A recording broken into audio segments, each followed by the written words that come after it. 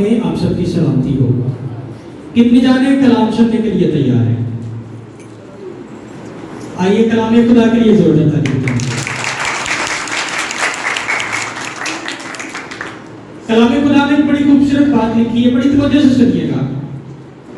Hello, ساری بہنیں میری طرف دیکھیں گی, بھائی بھی میری طرف دیکھیں گے. سیکھنے کا سب سے بہترین طریقہ ہوتا ہے دھیان سے سنیں اور غور سے دیکھیں, کیونکہ جتنا ہم بول کر سکھاتے ہیں اس سے زیادہ ہم اپنی باڈی لینگویج, جسے کہتے ہیں ہمارے جسم کی ایک زبان ہوتی ہے, ہاتھوں کے اشارے سے اپنی باڈی سے بھی سکھاتے ہیں. اس لیے آپ لوگوں کی پوری توجہ تھوڑی دیر کے لیے میری طرف رہنی چاہیے. باتیں آ رہی ہیں سمجھ میں؟ کلام شروع کریں. میں چاہوں گا کہ 10-15 منٹ کے اندر جو ہے ہم ایک بڑی خوبصورت بات جو ہے اسے سیکھ لیں. لیکن اس سے پہلے کہ اس خوبصورت بات کو سیکھیں, میں چاہوں گا کہ ہم پہلے اس بات کو سیکھ لیں کہ یہاں پر اگر ہم لوگ موجود ہیں تو جو اس دنیا سے چلا گیا اس کے لیے نہیں بلکہ اپنی ذات کے لیے ہم یہاں پہ موجود ہیں. کیا کہا میں نے؟ جو اس دنیا سے چلا گیا اس کے لیے نہیں بلکہ اپنی ذات کے لیے ہم اپنے لیے یہاں پر موجود ہیں. کہاں لکھا ہے؟ ایک حوالہ پڑھتے ہیں اور پھر اسی طرح سے بات کرنا جاری رکھیں گے. وائس کی کتاب ہے, اس کے 9ویں باب کی 5ویں اور 6ویں آیت کو جب ہم پڑھتے ہیں تو وہاں پر لکھا ہے کیونکہ زندہ جانتے ہیں کہ وہ مریں گے. زندہ جانتے ہیں کہ وہ مریں گے پر مردے کچھ بھی نہیں جانتے. پر مردے کچھ بھی نہیں جانتے اور ان کے لیے اور کچھ اجر نہیں. کیوں اجر نہیں ہے؟ کیونکہ ان کی یاد جاتی رہی ہے. اب ان کی محبت اور عداوت و حسد سب نیز ہو گئے اور تا ابد ان سب کاموں میں جو دنیا میں کیے جاتے ہیں ان کا کوئی حصہ بخرا نہیں. کلام خدا کا پڑھا جانا, سنا سمجھا اور قبول کیا جانا ہم سبوں کے لیے باعث برکت ہو. سب اونچی آواز میں بولیں گے آمین. تو اس حوالے کو جب ہم پڑھتے ہیں تو بائبل ہمیں صاف اور واضح طور پر بتاتی ہے کہ جو زندہ ہیں وہ جانتے ہیں کہ ہم مریں گے, لیکن جو اس دنیا سے چلے گئے وہ نہ تو کچھ جانتے ہیں اور نہ ہی دنیا میں اب ان کے لیے کوئی اجر باقی ہے اور نہ ہی دنیا میں جو چیزیں کی جاتی ہیں ان میں کوئی ان کا حصہ ہے. مثال کے طور پر یہ عبادت جو منعقد کی گئی ہماری ماں جی کے لیے, اب اس عبادت کا ان کو تو فائدہ نہیں ہے لیکن ہم شکر گزار ہیں کہ ان کی وجہ سے آپ سب جو ہیں آج برکت پائیں گے اور اپنی زندگیوں پر غور کریں گے کہ اب ہمیں کس طرح سے زندگی کو بسر کرنا ہے. عبرانیوں کا خط جب ہم پڑھتے ہیں اس کے 9ویں باب کی 27ویں آیت میں لکھا ہے اور جس طرح آدمیوں کے لیے ایک بار مرنا اور اس کے بعد عدالت کا ہونا مقرر ہے. آمین. دو چیزیں ہیں جس پر میں چاہتا ہوں کہ ہم غور کریں. پہلی بات تو یہ کہ آدمیوں کا ایک بار مرنا اور دوسری بات آدمیوں کی عدالت کا ہونا مقرر ہے. یہ دو چیزیں ہیں جو ہر اس زندگی کو پتہ ہونی چاہیے جو ابھی تک حیات ہے, زندہ ہے. ساری باجیاں میں پہلے بھی کیا سی میرے بات دیکھنے دیا, اگر ایک دو جگہ لکھو گے کہ جو میں سمجھا رہے ہیں تو سمجھ نہیں آئی. سارے بھائی بڑے غور سے دیکھتے تھے, اگر وہ دیکھ رہے نہیں تو کچھ پلے نہیں پائے گا, لیکن تھوڑے پلے نہیں پینا اگر تسی دھیان دے نال گل نوں سنیا نہ. تے میں کی گل کیتی ہے, میں کیا ہے کہ دو چیزاں نے جڑیاں اسی چاہتے ہیں کہ اسی اج سیکھیے. پہلی گل کی ہے کہ ہر شخص نے مر جانا ہے. ہر شخص نے مر جانا ہے. وہ امیر ہے, غریب ہے, بادشاہ ہے, فقیر ہے, وہ کسی بھی مذہب تو, قوم تو, कबीले तो ताल्लुक रखता है। बाइबल कहती है कि हर इंसान का एक बार मरना जरूरी है, ये होना ही होना है। पहली गल की है मरना जरूरी है ते नाल ही अदालत का होना भी जरूरी है। ये दो चीज़ां ने ਜਿਹੜੀਆਂ एक खाकी इंसान भुलिया बैठा है कि नहीं भुलिया बैठा।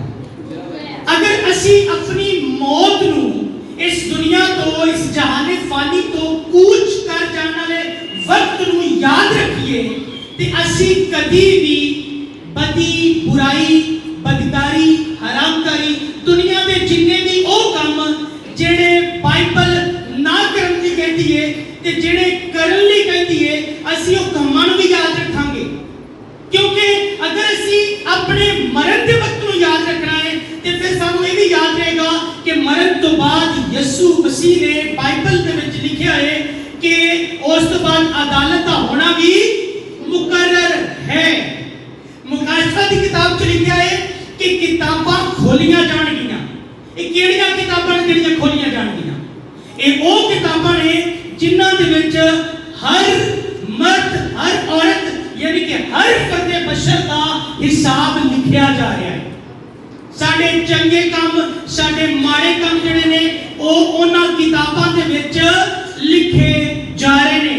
लेकिन उन्हां किताबां दे विच वो छोटियां-छोटियां किताबां दे विच एक होर किताब है जिन्हों असीं कहने आ किताबे हयात। केड़ी किताब?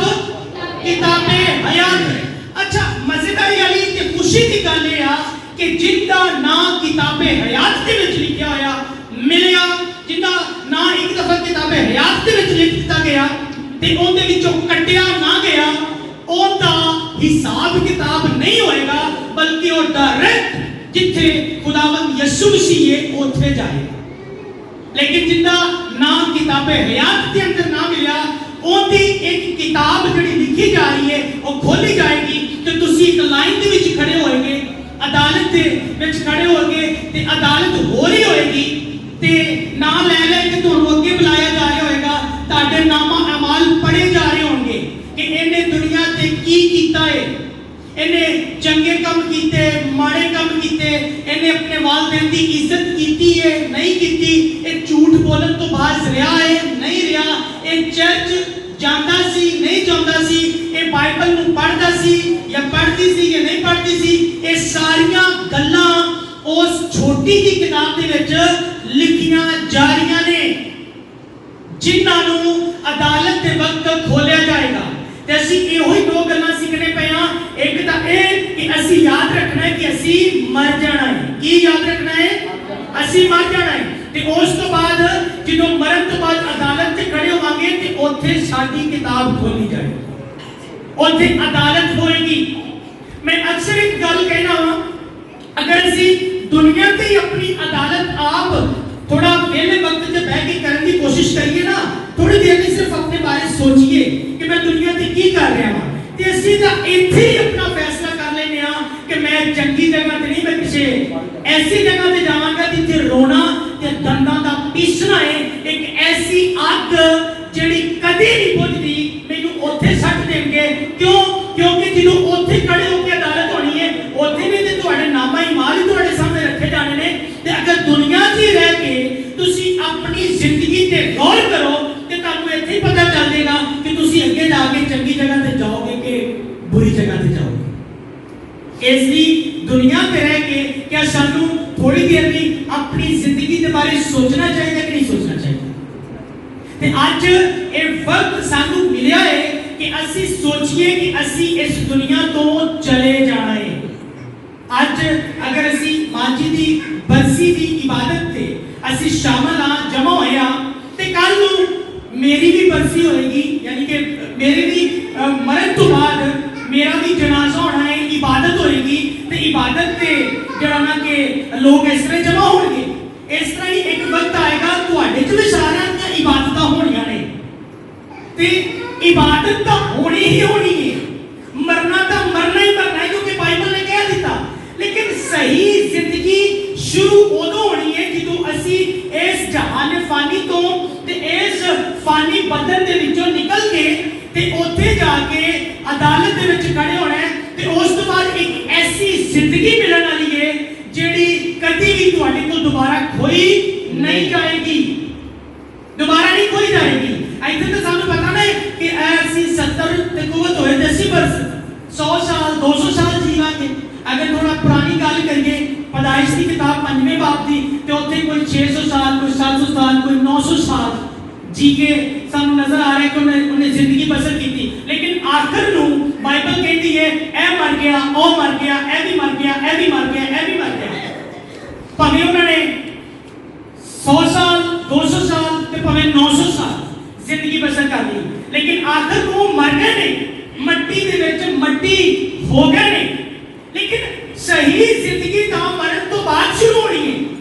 एक ऐसी मौत जिहड़ी उस तो बाद कभी भी नहीं होनी ते एक ऐसी जिंदगी जिहड़ी कभी तुहाडे कोल वापस लई नहीं जानी। इत्थे तो साडे कोल जिंदगी ले लीती जाएगी एक वक्त के मुताबिक, लेकिन उत्थे जाके वो जिंदगी जिन्हों असीं अबदी जिंदगी कहने आ, इटरनल लाइफ कहने आ, हमेशा की जिंदगी कहने आ, उस जिंदगी नूं वापस नहीं लिया जाएगा। लेकिन एक उन्हां कोलों नहीं लिया जाएगा जिन्हां दा नाम किताबे हयात दे विच लिखिया होएगा ते जिन्हां दे नामा अमाल जदों पढ़े जाणगे ते उहदे विचों भी वो बरी साबित होणगे निकलणगे ते फिर उन्हां नूं कैसी जगह ते रखा जाएगा। एक ऐसी जिंदगी दे दी जाएगी जिहड़ी कदी भी वापस नहीं लाई जाएगी ते उत्थे सानू सोचना नहीं पएगा। अजे तो असीं सोचदे ना कि अज नहीं कल मर जाएंगे। आज मैं अगर घरों कलाम सुनाने तुहाडे कोल आया वां, मैनूं नहीं पता मैं वापस जाना है कि नहीं जाना, रस्ते च खुदा ना खास्ता कुछ भी हो सकता है। लेकिन जो उत्थे चले जाओगे तो बाइबल दे विच लिखिया मुकाशफा दी किताब च उत्थे ना रोना होएगा ना आहो नाला होएगा ना मुसीबत होएगी ना दुख होएगा ना परेशानी होएगी। जो चीज़ां तुहानूं इत्थे फेस करनियां पैंदियां ने सामना करना पैंदा है ये उत्थे नहीं होणगीਆਂ। क्यों? क्योंकि उत्थे असीं यीशु दे नाल होवांगे। हालेलुया। उत्थे यीशु दे नाल होवांगे ते जिंदे नाल यीशु है, जिंदे कोल यीशु है, उनदे कोल हमेशा दी जिंदगी है। रोमियो दे 8वें चैप्टर दी पहली आयत दे विच लिखिया है कि जेड़े मसीह दे विच जिंदा रहंदे ने, जेड़े मसीह दे विच जिंदगी बसर करदे ने, उन्हां ते सज़ा दा हुक्म नहीं है। हुण तुसीं मैनूं इह गल दसो, क्या चाहुंदे हो कि तुहानूं मरण तो बाद सज़ा मिले? कोई भी नहीं चाहता होएगा कि मरण तो बाद सज़ा मिले या असीं अदालत च खड़े होइए। साडी ते कोशिश होएगी कि असीं अदालत च खड़े ही ना होइए, सानूं वैसे ही डायरेक्ट ही आवाज़ मिले कि ए मेरे बाप के मुबारक लोगों, आ जाओ उस जगह ते जिहड़ी बनाई हालत तो तुहाडे लई तैयार कीती गई है। ते यीशु ने कहा जान तो पहले ही यूहन्ना दी इंजील 14वें चैप्टर दे विच उन्हें कहा मैं जाना वां ते तुहाडे लई जगह तैयार करना वां, जिथे मैं रहांगा उत्थे तुसीं भी रहोगे। लेकिन ये वादा उन्हां लोकां वास्ते आ जिहड़े यीशु मसीह दे विच रह के जिंदगी बसर करदे ने, जिन्हां दा जीना मसीह ते उन्हां वास्ते मरना नफा होएगा। लेकिन मरना नफा उदों होएगा जदों जीना मसीह होएगा। जीना मसीह होएगा यानी कि गल गल ते कदम पुटदे होया भी सोचांगे कि ए काम यीशु नूं पसंद है या नहीं है। मैं इस राह ते जा रहा हां, जा रही हां, ए राह अच्छाई वाल जाती है या बुराई वाल जाती है? मेरे मुंह दे विचों जेड़े लफ्ज़ निकल रहे ने, क्या ये लफ्ज़ खुदावंद यीशु मसीह नूं पसंद है या नहीं है? क्योंकि बाइबल कहती है अपनी जुबान नूं कंट्रोल कर, अपनी अखां नूं कंट्रोल कर, कन्नां नूं कंट्रोल कर। ते जदों असीं दुनिया ते रह के ही अपनी अखां, कन्न, जुबान, अपने कदमां नूं, अपनी बॉडी नूं कंट्रोल च रखांगे, ये सोचदे होया कि मरण तो बाद असीं चाहुंदे हां असीं यीशु दे नाल रहीए, ते फिर तां तुसीं यीशु मसीह दे विच जिंदगी बसर करदे पए हो ते मरण तो बाद तुहाडे लई मौत भी नफा ही नफा है।